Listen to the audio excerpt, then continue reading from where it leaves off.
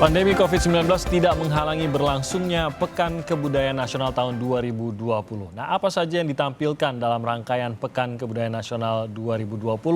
Kita akan bahas, kami hadirkan saat ini sudah bersama kami yang melalui daring. Apa saja yang ditampilkan tadi Anda lihat ada 4.000 lebih penampil di sini dan hampir 100 pertunjukan. Sudah bergabung secara daring Dirjen Kebudayaan Kementerian Pendidikan dan Kebudayaan Pak Hilmar Farid. Selamat pagi Pak Hilmar. Selamat pagi, Timothy. Pak Hilmar, Pekan Kebudayaan ini seluruhnya berlangsung secara daring ya Pak Hilmar ya? Dan bagaimana sejauh ini pelaksanaannya yang Anda pantau? Sejauh ini cukup baik ya.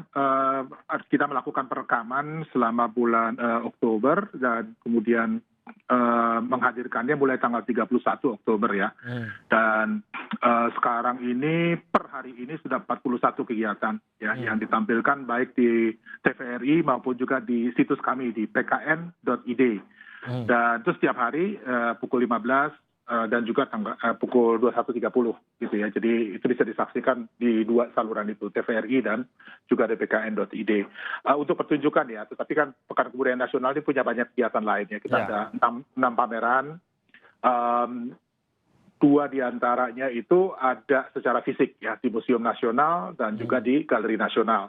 Karena sekarang kita ada di Jakarta kan PSBB transisi, jadi dimungkinkan untuk melakukan kegiatan itu, tetapi tentu dengan protokol kesehatan yang sangat ketat. Jadi jumlah pengunjung terbatas dan tentunya juga dengan persyaratan ya bahwa mereka juga membawa hasil tes dan seterusnya gitu seperti yang ditetapkan oleh Kementerian Kesehatan. Jadi kita mengikuti semua protokolnya itu. Oke, ini demi keselamatan seluruh orang yang ingin terlibat juga dan melihat. Pastinya. Tapi tadi pertunjukan pukul 3 sore sampai pukul 9 malam kalau saya tidak salah tadi. Ya. Setiap hari. Setengah 10 malam. Melalui pkn.id. Tapi selama 24 jam ada hal lain juga ya Pak yang bisa dilihat di pkn.id ini? Oh ya, kalau di website itu jalan terus. Sebetulnya kita upload terus. Beberapa dari yang ditampilkan itu kita seleksi untuk tampil juga di TVRI ya. Tentu tidak bisa semuanya, tetapi sejauh ini sih sudah ada 41 ya kegiatan yang ditampilkan. Oke, siapa saja Pak ya kali ini yang terlibat? Karena kalau saya lihat, mungkin kalau Bapak sebutkan satu-satu sampai sore nanti kita bisa bahas namanya satu-satu. Tapi mungkin yang mau di-highlight yang terlibat di sini Pak, dan karya-karya yang ditampilkan di sini. Kalau dari segi tampilan kita segala umur ya, segala kalangan, karena ini kan memang Pekan Kebudayaan Nasional maksudnya untuk merayakan ya keragaman kita baik dari segi tampilan. Ya ada God Bless untuk yang angkatan-angkatan lawas ya, terus ada Navikula dari 90-an 2000-an, tapi juga ada 420 yang sekarang ini sedang itu, dan juga Naura ya penyanyi. Seluruh generasi tampaknya range-nya sangat luas sebetulnya gitu. Juga kita memberi tempat khusus ya untuk teman-teman seni tradisi gitu ya, karena ini juga yang di masa pandemi ini yang cukup kena besar dampaknya itu kan teman-teman seni tradisi ya, karena nggak ada panggung, nggak ada kegiatan, hajatan. Jadi kita juga berusaha menjangkau seluas mungkin ya. Total sih ada sekitar 4.000-an ya seniman yang terlibat di dalam perhelatan ini. Dan bayangan saya seperti tadi Bapak sebutkan COVID-19 dan batasan-batasan selama COVID ini kan seniman ini salah satu yang sangat terdampak begitu. Bayangan saya mereka sangat senang pada saat diajak ikut terlibat dalam Pekan Kebudayaan Nasional ini karena ada aktivitas dan membuat mereka bisa berkarya lagi di tengah pandemi Pak. Betul. Ya, 2 alasan sih saya kira ya. Pasti yang pertama ya karena ada pekerjaan sehingga menghidupkan ya apa yang selama ini sangat terbatas. Tetapi juga yang saya kira tidak kalah penting atau mungkin malah lebih penting adalah kesempatan untuk berkarya gitu. Karena seniman tuh tanpa ada outlet itu waduh pasti merasa ya soal eksistensi dan juga soal keinginan untuk mengekspresikan dirinya kan sangat kuat gitu. Jadi itu adalah ruang yang kita sediakan gitu. Pandemi ini sendiri bagaimana mempengaruhi apa yang dibawa dan menjadi tema dari Pekan Kebudayaan Nasional tahun ini Pak? Fokus kita, tema kita di tahun ini memang soal ketahanan tubuh ya. Jadi itu tema di dalam kesenian kita tahu ya, misalnya tari itu sangat terkait dengan daya tahan tubuh, kemampuan untuk mengelola, mengontrol tubuh. Jadi itu menjadi tema yang sangat menonjol, dan dalam pameran kita juga ada khusus tentang rempah ya, dan juga workshop-workshopnya terkait dengan jamu ya, terkait dengan pangan yang diperlukan ya untuk menghadapi situasi seperti pandemi ini. Jadi hampir seluruhnya itu berkaitan dengan tema itu. Ya memang bukan kebetulan ya, karena kita waktu merumuskan tema itu ketika pandemi datang juga kemudian bikin switch sedikit gitu ya, menyesuaikan. Tapi juga setelah kita pikir lebih jauh, ini kan sebetulnya tema yang nantinya akan terus ya berjalan dengan kita gitu, bahwa daya tahan tubuh bukan hanya perorangan tapi juga masyarakat itu perlu kita tingkatkan terus-menerus gitu. Dan itulah tema utama ya dari PKN kita.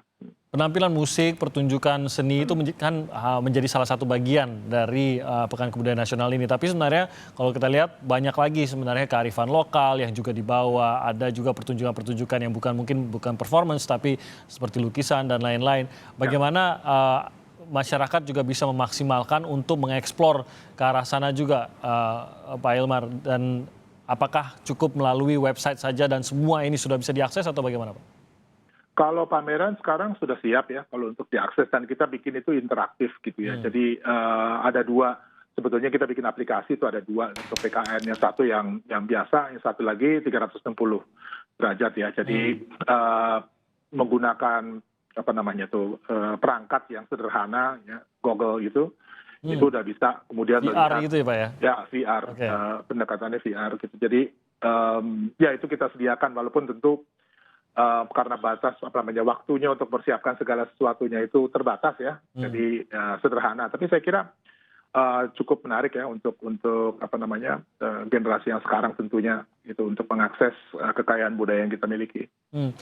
Kalau kita lihat akibat pandemi, akibat pembatasan-pembatasan, tentu saja ini seakan membuat acara menjadi terasa tidak maksimal. Tapi di sisi lain kalau kita melihat positifnya, justru sebagian besar dari Pekan Kebudayaan Nasional ini bisa diakses dari manapun di seluruh dunia, Pak Hilmar. Apakah ini juga dimaksimalkan? Bagaimana juga perayaan Pekan Kebudayaan ini tidak hanya untuk masyarakat Indonesia yang lebih ingin mengenal kearifan lokal Indonesia, tapi juga dari negara-negara lain atau bahkan warga negara lain juga bisa mengakses. Sejauh ini bagaimana, Pak? Betul sekali. Saya pakai contoh waktu pembukaan ya, pembukaan Pekan Kebudayaan Nasional tanggal 31 Oktober yang dibuka oleh Presiden. Itu memang kita mengirim berita informasi mengenai adanya kegiatan itu ke mana-mana ya. Dan sambutannya cukup baik ya, terutama masyarakat Indonesia di luar negeri sangat antusias. Kalau dalam negeri kebanyakan nonton di TVRI, kalau yang dari luar biasanya ke website kita di pkn.id, dan itu kita lihat ya statistiknya juga memang sambutannya bagus ya dari luar gitu ya, karena ya saya kira juga ini mungkin yang pertama ya di Indonesia dalam skala yang begitu besar melibatkan ribuan orang gitu. Jadi tentu ada ekspektasi, ada harapan gitu, ada kerinduan juga ya akan kegiatan-kegiatan yang sifatnya massal gitu. Dan itu berhasil, saya kira sih relatif berhasil ya kita tangkap gitu. Dan mungkin banyak juga yang ingin memfollow up begitu Pak, dari apa yang mereka lihat selama pelaksanaan PKN ini. Apakah ini juga tersedia dari kementerian juga yang sudah menyediakan kalau ada yang mau follow up mengenai entah itu kearifan lokal tertentu kah, atau mungkin ada brand-brand UMKM dan lain-lain yang juga terlibat kah? Apakah terbuka juga kesempatan bagi pihak-pihak ini entah itu untuk berkolaborasi ataupun membuka suatu kesempatan baru bagi mereka? Sangat terbuka, sangat terbuka. Justru itu sebetulnya tujuan kita ya, melalui PKN ini kita semacam membuka display gitu. Ini yang kita miliki ya, dan sangat mungkin untuk dikembangkan ke berbagai arah. Dan kita di dalam berbagai mata acara itu mempertemukan ya tradisi dengan teman-teman seniman kontemporer gitu ya, dan mengeksplorasi kemungkinan-kemungkinan baru kalau di seni pertunjukan. Tetapi juga untuk produk seperti seni rupa, kerajinan ya, craft, kita menyediakan apa yang disebut pasar budaya. Kita kerjasama dengan satu situs online gitu ya untuk memasarkan produk-produk ini, dan itu menarik ya karena selama ini kalau kita lihat di situs-situs online kan tenggelam ya di balik banyak sekali informasi mengenai bermacam produk gitu. Nah, dengan kita bikin lapak khusus gitu untuk PKN walaupun hanya 3 hari, ini membuka satu ruang baru gitu ya. Jadi kalau misalnya sekarang orang cari barang-barang art atau craft gitu yang affordable gitu ya, di dalam kantongnya mereka bisa lihat tuh di pasar budaya gitu, adanya di Tokopedia. Jadi itu sarana yang kita sediakan, dan kita berharap tentu ke depannya akan berlanjut. Jadi intinya seluruh kegiatan ini juga untuk memperluas akses ya akses publik terhadap kekayaan budaya kita, sebaliknya juga akses dari teman-teman pelaku agar bisa menemukan audiensnya atau pasarnya gitu. Oke, apa manfaatnya Pak yang ingin dicapai, apa tujuan dan manfaat yang dicapai dari rangkaian kegiatan Pekan Kebudayaan di tahun 2020 ini Pak? Nah, kalau khusus di dalam situasi kita sekarang di tahun ini ya, dengan begitu banyaknya pembatasan dan saya kira kegiatan-kegiatan yang terpaksa berhenti, ditunda, atau bahkan dibatalkan itu jumlahnya banyak sekali gitu. Dan itu tentu pukulan ya untuk seni budaya kita yang begitu kaya gitu ya. Nah, PKN ini kalau di dalam pertempuran sebagai ibarat gitu ya, ini adalah pengibar benderanya gitu ya. Bahwa pasukannya sekarang sedang mengalami pukulan gitu, tapi pengibar benderanya nggak boleh jatuh gitu ya. Jadi kita bilang bahwa PKN ini tetap menjadi tanda bahwa kebudayaan Indonesia itu tetap hidup di tengah segala kesulitan. Teman-teman seniman pekerja budaya bekerja keras ya, walaupun dengan segala macam pembatasan yang tentunya memerlukan penyesuaian, tapi ya bendera kebudayaan tetap berkibar. Ya, dan ini yang akan terus dipertahankan dan tampaknya ya kita harapkan kan pandemi segera berakhir ya Pak. Jadi semangatnya terus dijaga hingga nanti kita bisa memasuki normal baru yang mungkin juga tidak hanya online atau yang kita lihat sekarang ini online bukan hanya menjadi sebuah pilihan, tapi mungkin menjadi suatu masa depan modifikasi dari acara yang sudah ada. Jadi ini mungkin membuka pintu baru juga untuk Pekan Kebudayaan Nasional berikutnya.